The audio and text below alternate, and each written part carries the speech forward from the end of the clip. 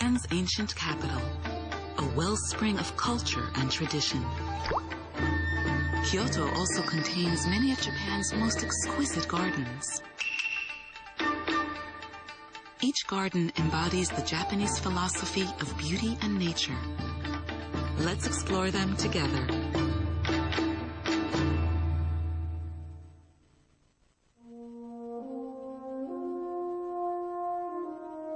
Today, Urasenke. Urasenke is the name of a school of tea ceremony. It also denotes the estate that serves as its headquarters. The garden is normally closed to the public, and filming is permitted only on rare occasions.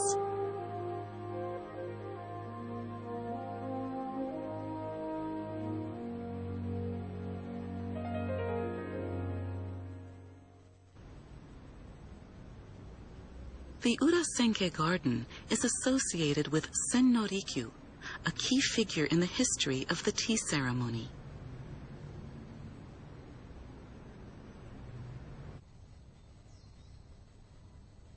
North of the Kyoto Imperial Palace runs a lane called Ogawa Dori.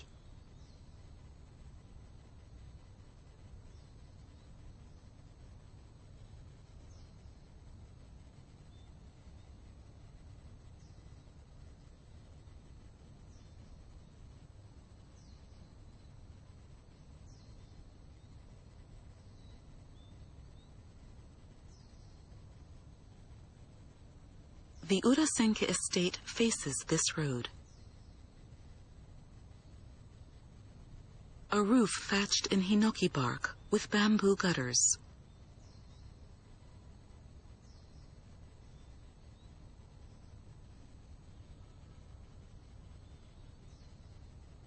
Here, the traditions of the tea ceremony, as perfected by Sen no Rikyu, are passed on.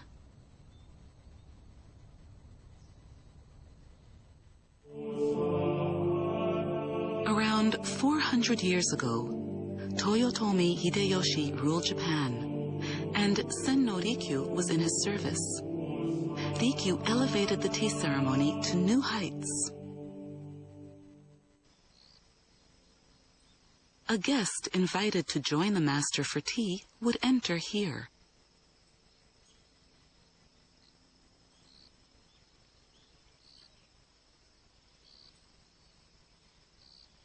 An elegant stone pavement. Beyond, the tea garden beckons. Everywhere are touches designed to engage the mind of the guest.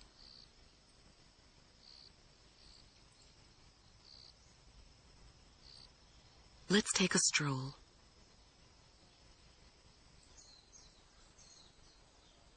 First, we cross stepping stones wet with dew.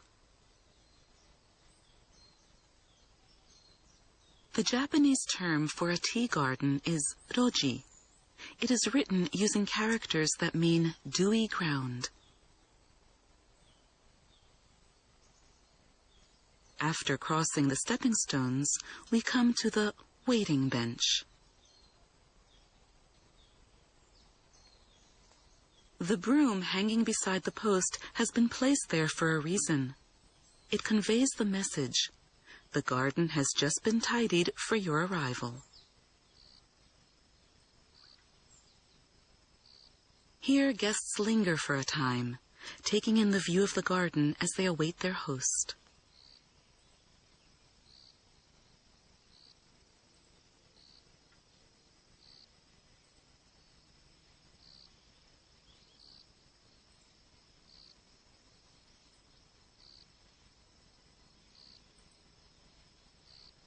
This is the view of the roji from the bench. Deeper in the garden is the chumon, the middle gate. This side of the chumon is called the outer roji. Beyond it lies the inner roji. The roji is said to represent the scenery of a remote mountain village. Note the absence of gaudy flowering plants.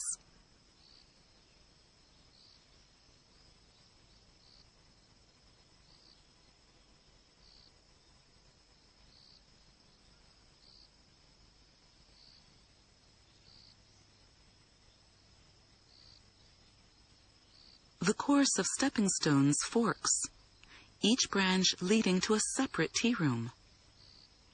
Look closely. Do you see the small stone placed on the left branch?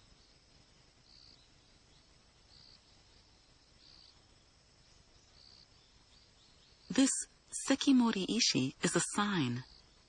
It tells us the tea room along that path is not the venue for today's gathering.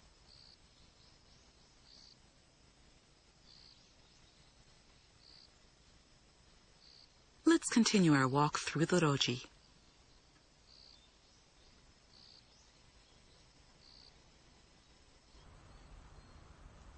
Lift your gaze a little. The lush foliage brings to mind a forest glade deep in the mountains.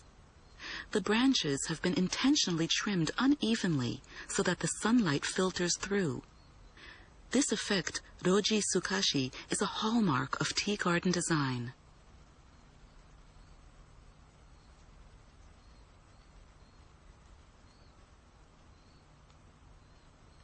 We pass through the bamboo middle gate.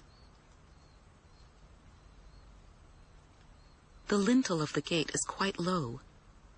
Many guests have to stoop a little to pass through. Why should guests be inconvenienced in this way? To help them set aside thoughts of status and station and embrace an attitude of humility.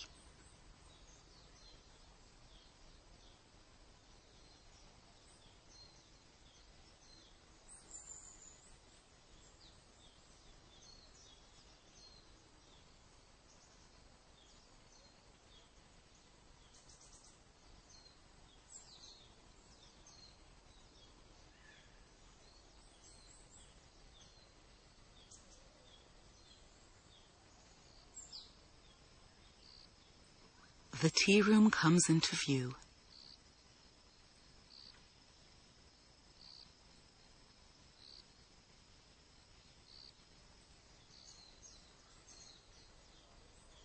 This charming thatch roof hut is the yuin.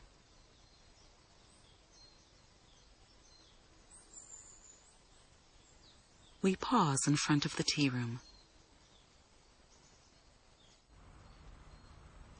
At the tsukubai, guests wash their hands and rinse their mouth. The same purifying ritual would be observed at a holy mountain spring.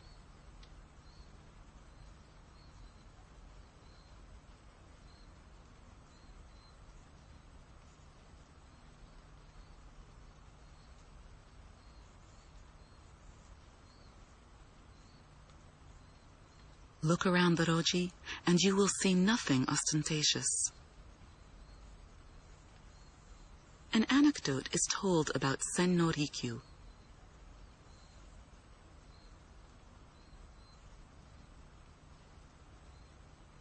One day, an influential man came to visit him.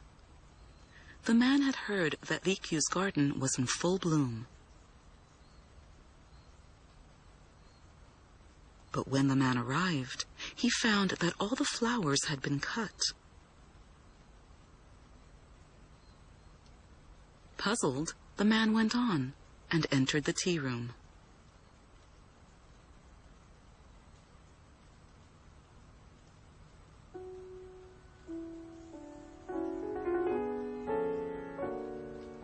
Displayed there was a single blossom.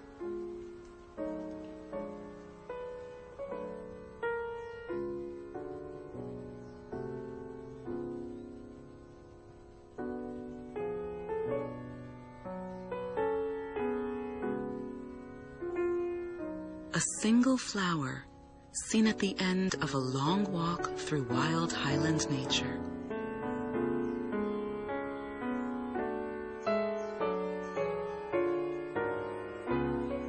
An image that perfectly illustrates the restrained beauty still favored in Japan today.